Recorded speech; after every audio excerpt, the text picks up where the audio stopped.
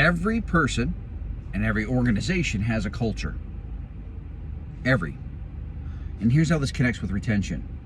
You either have one by default, a culture by default, or you have one by design.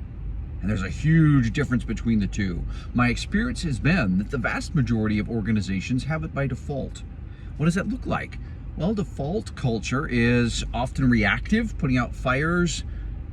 It's an experience that's different across departments. It's not consistent across.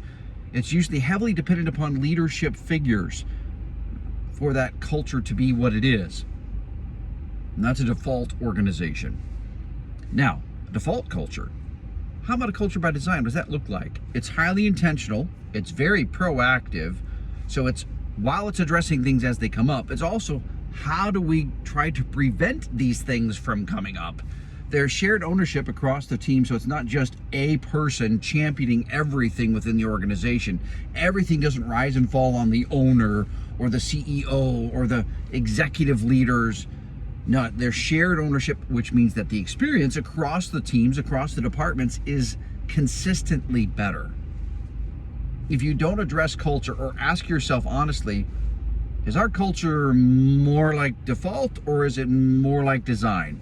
I was speaking to the owner of a very large electrical contractor, and he said a few years ago we started focusing specifically on culture.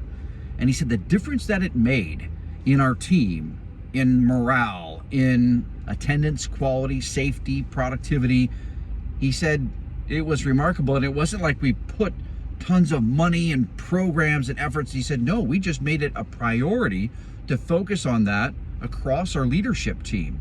And he said it made a world of difference. That's the difference between default culture and culture by design. So ask yourself honestly, where do we fall? Is our company more reactive or is it more proactive? Is our company focused on how do we make this a quality experience, or is it, hey, it's better than most? And then honestly,